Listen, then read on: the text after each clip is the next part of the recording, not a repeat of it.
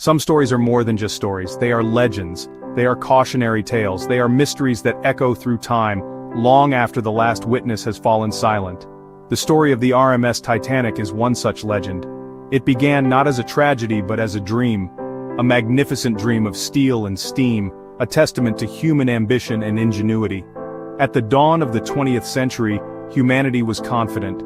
We believed we were masters of our world.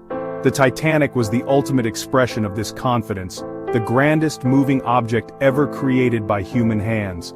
She was called the Ship of Dreams, and for those who boarded her in the spring of 1912, she was exactly that. For the wealthy in their opulent first-class suites, she was a floating palace. For the hopeful immigrants in steerage, she was a vessel of promise, carrying them toward a new life in America. The ship itself was a marvel of engineering, nearly 900 feet long, and as tall as an 11-story building. It was designed with 16 watertight compartments, a feature so advanced that a leading nautical magazine declared her practically unsinkable. The world watched as this colossus set sail from Southampton, England on April 10, 1912. The air was filled with excitement and optimism. No one could have imagined the fate that awaited this incredible ship. It was more than a voyage, it was a statement that we had finally built something that nature could not defeat. It was a beautiful, powerful, and ultimately fatal illusion. But what happens when our greatest creation meets the raw, indifferent power of the natural world? What happens when the unsinkable sinks? The story of the Titanic is not just about a shipwreck. It is about a moment in time when human certainty was shattered, compelling us to look back and ask, what truly happened on that fateful night? The first few days of the Titanic's maiden voyage were uneventful, even idyllic. The powerful engines propelled the ship westward across a calm, glassy sea. Passengers settled into the rhythm of life aboard a floating city. They strolled the long promenade decks, dined in lavish restaurants. The weather was fair, the mood was light, and the ship was making excellent time. Too excellent, perhaps. The pressure to set a new transatlantic speed record was an unspoken passenger in the captain's quarters, a subtle but constant hum beneath the surface of the journey's calm. Sunday, April 14th dawned as another beautiful day at sea, but as the sun set, the temperature began to drop, sharply. The air grew still, and the sea became unnaturally calm like a polished sheet of black glass reflecting a sky brilliant with stars. There was no moon. This lack of moonlight and the absence of waves created a deceptive and dangerous environment. It was a perfect night for stargazing, but a terrible night for spotting a floating mountain of ancient ice. Throughout that Sunday, a series of invisible warnings arrived. They came in the form of wireless telegraph messages from other ships in the area. Masaba reported much heavy pack ice and great numbers of large icebergs. Californian sent a message that it was stopped and surrounded by ice. These messages were sparks of information, critical data that painted a clear picture of the danger. They were dots on a map, connecting to form a wall of ice that the great ship was steaming toward at over 22 knots. But these warnings never reached the bridge in a way that conveyed their true urgency. Some messages were delayed, others were not marked as urgent, and one critical warning was famously met with the dismissive reply, shut up, I am busy." The wireless operators were overwhelmed with sending private passenger messages, the lucrative Marconigrams that were a source of fascination for the wealthy travelers. In the clash between commerce and caution, caution lost. The ship of dreams, blind and deaf to the imminent danger, sailed on into the darkness, its powerful engines driving it ever closer to its destiny. At 11:40 p.m., in the freezing cold of the ship's crow's nest, Lookout Frederick Fleet saw something. A shape, darker than the dark sea ahead. It was small at first, then it grew and grew and grew, an iceberg, dead ahead. He frantically rang the warning bell 3 times and telephoned the bridge, shouting the fateful words, "Iceberg, right ahead!" First Officer William Murdoch immediately ordered the ship hard a starboard and the engines to be reversed. It was a desperate, last-second maneuver to swing the massive vessel's bow away from the frozen giant. For a few agonizing moments it seemed like it might work. The ship began to turn, but the Titanic was too big, moving too fast. It could not turn on a dime. Instead of a direct head-on collision which the ship might have survived, the iceberg grazed along the starboard side. Passengers on the upper decks felt only a slight shudder. Some, playing cards or finishing a late-night drink, barely noticed. But deep below the waterline, the ancient ice acted like a can opener, tearing a series of gashes along the ship's steel hull. The damage was catastrophic. The iceberg had breached not one, not two, but 5 of the ship's 16 watertight compartments. The designer of the Titanic, Thomas Andrews, was aboard for the maiden voyage. After a quick inspection, he delivered the grim verdict to Captain Smith. The ship was designed to stay afloat if its first 4 compartments were flooded, but not 5. Andrews calculated that the ship had, at most, 2 hours before it would founder. The unsinkable ship was sinking. The dream had become a nightmare. Panic did not erupt immediately. The initial mood was one of confusion and disbelief. How could this be happening?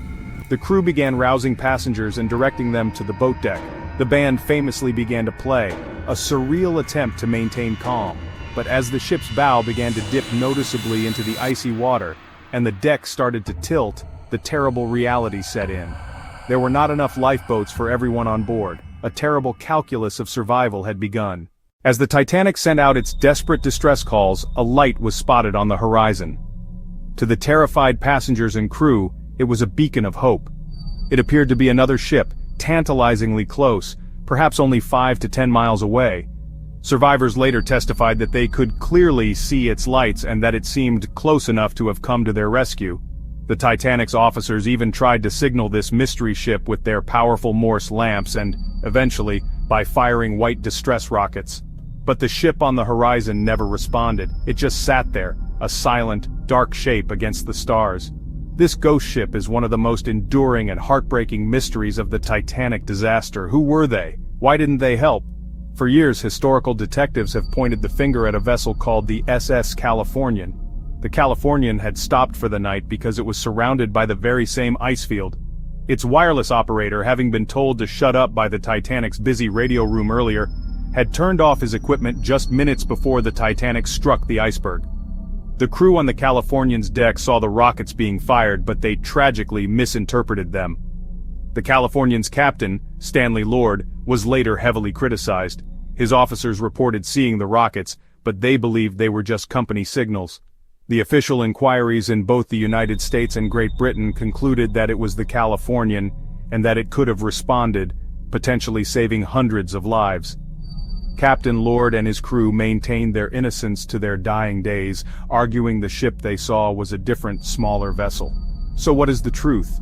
Was it a simple, tragic failure of communication and judgment on the part of the Californian's crew, or was it another ship entirely, one that has never been identified that simply sailed away from the scene? Some modern theories suggest the Californian may have been too far away, and that atmospheric distortions could have made the Titanic appear closer. This mystery ship remains a ghost, a symbol of a rescue that was so close yet so tragically far away. While the iceberg is the undisputed villain of the Titanic story, some researchers believe the ship was already in trouble long before it hit the ice. This theory centers on a fire, a coal fire smoldering deep within one of the ship's massive coal bunkers, specifically bunker number 6. Evidence for this fire comes from photographs taken of the Titanic before it left port, which appear to show a dark mark on the ship's hull in the exact area where the fire was supposedly burning. Proponents say it burned uncontrolled for days, even before the ship set sail. The fire's existence was acknowledged by some crew. The real question is what effect it had. The intense heat from smoldering coal, possibly over 1,000 degrees Celsius, could have seriously weakened the hull steel and the watertight bulkhead behind the bunker. That section took the iceberg's critical impact. Was the steel already compromised and brittle from heat? Did the fire turn a manageable wound into a fatal one? Supporters say it explains a lot. It might explain why officers pushed speeds across a known ice field. They weren't just chasing a record. They may have been racing to New York to have the fire extinguished by the city's fire department. That desperate race could have led them to take extra risks. It reframes the story from hubris to a crew managing one crisis and sailing into a larger one. But many Titanic experts remain skeptical. They note bunker fires were common on steamships, and doubt a fire could so catastrophically weaken hull steel. They argue the iceberg's sheer force would have breached the hull regardless. The debate rages on. Was Titanic mortally wounded before leaving shore, or was the iceberg simply the final blow to a ship already consumed from within? It adds another layer of complexity to the disaster. One of the most baffling questions about the Titanic disaster is simply this: why didn't they slow down? The ship's officers knew there was ice in the area. They had received multiple warnings throughout the day. Standard maritime practice, even in 1912, dictated reducing speed in known ice fields, especially at night. Yet the Titanic continued to race forward at nearly its maximum speed. This decision seems, in hindsight, reckless to the point of madness. Why did Captain Smith, a veteran mariner, allow his ship to press on at such a dangerous pace? Several theories attempt to explain this fatal decision. The most common is hubris. The belief in the Titanic's invincibility was pervasive, from the ship's owners down to the passengers. Perhaps Captain Smith and his officers did not believe ice posed a serious threat. They may have felt their vessel was strong enough to withstand a minor collision. This overconfidence, born of faith in technology, may have blinded them to the dangers. Another theory points to commercial pressure. The White Star Line was in fierce competition with rivals. A record-breaking maiden voyage would be a huge publicity coup. Captain Smith was under immense pressure, stated and unstated. J. Bruce Esmay aboard the ship is said to have encouraged high speeds. Did the captain prioritize reputation and profits over passenger safety? A third possibility is simple miscalculation. The night was exceptionally clear, and the sea unusually calm. Officers may have believed they'd spot ice from miles away, giving ample time to maneuver. They failed to account for the lack of moonlight and the absence of waves breaking at an iceberg's base, which made dark ice nearly invisible. It may not have been arrogance or greed, but a tragic underestimation of that night's unique, treacherous conditions. A tragic underestimation of that night's unique, treacherous conditions. When the Titanic sank, it did not slip quietly beneath the waves. In its final, terrifying moments, the ship broke in two. For decades, this fact was debated. Many survivors insisted the ship went down intact, but others described a horrific noise like the sound of a giant tearing cloth, and claimed to have seen the stern rise high before breaking apart. When the wreck was finally discovered in 1985, it confirmed the ship had indeed split. The bow and stern lie nearly a half-mile apart. This raises a crucial question. Was the ship fundamentally flawed in its design? The mystery centers on the steel used to build the Titanic. In the early 20th century, steel manufacturing was still an evolving science. Analysis of steel samples recovered from the wreck has shown different quality than modern steel. It was more brittle, especially in the near-freezing temperatures of the North Atlantic. Did this brittle fracture play a role? When the ship's hull was stressed by the impact and subsequent flooding, did the steel fail more catastrophically than its designers anticipated? Another area of scrutiny is the ship's rivets. The Titanic was held together by some 3 million rivets. Researchers examining rivets from the wreck found many contained high concentration of slag, a glassy residue from smelting. This slag could have made the rivets weak and prone to popping under extreme pressure. The theory is that as the ship scraped the iceberg, the force popped thousands of rivet heads. This caused the seams to fail and allowed water to pour in much faster than it should have. These potential flaws do not excuse the navigational errors, but they may help explain the speed of the sinking. Thomas Andrews predicted the ship had 2 hours. It sank in 2 hours and 40 minutes. Perhaps without these material weaknesses, the ship might have stayed afloat longer. Long enough for the SS Californian or another rescue ship to arrive. Long enough for more lifeboats to be launched in a less panicked fashion. The debate continues. Was the Titanic a victim of a perfect storm of human error and treacherous conditions? Or was it a tragedy waiting to happen, a giant flawed from its very inception? Today, more than a century after its demise, the Titanic rests in darkness. It lies on the seabed, a decaying monument to a bygone era. Expeditions using submersibles have explored the wreck, bringing back ghostly images of a world frozen in time. A pair of leather boots, a porcelain doll, the ship's telemotor on the bridge where the final, fatal orders were given. These artifacts are powerful, poignant reminders of the human lives that were lost. But even with all our modern technology, the ship still holds its secrets close. The ocean is slowly consuming the wreck, and scientists estimate that within a few more decades, it will collapse entirely. Why does this single shipwreck continue to fascinate us so deeply? It is more than just the scale of the disaster. The Titanic story is a perfect drama. It has heroes and villains, acts of incredible courage and acts of cowardice. It is a story of class, with the fates of the rich and poor starkly divided by their access to the lifeboats. It is a story of technology versus nature, a humbling reminder that for all our genius we are still vulnerable. It represents the end of an age of innocence and certainty, the moment the modern world realized its grandest creations could fail. The unanswered questions are what keep us coming back. Was there a fire? Why didn't the Californian respond? Was the ship flawed from the start? Each question is a thread in a tapestry of mystery.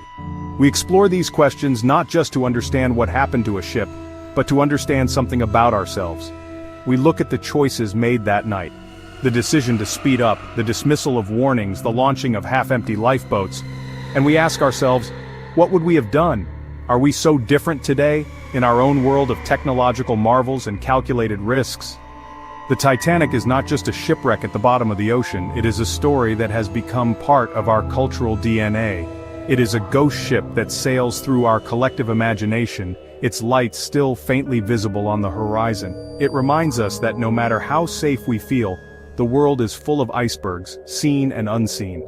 And the greatest mysteries are not always hidden in the dark depths of the sea, but in the complex, unpredictable depths of human nature itself. The story is over, but the echo will remain for all time.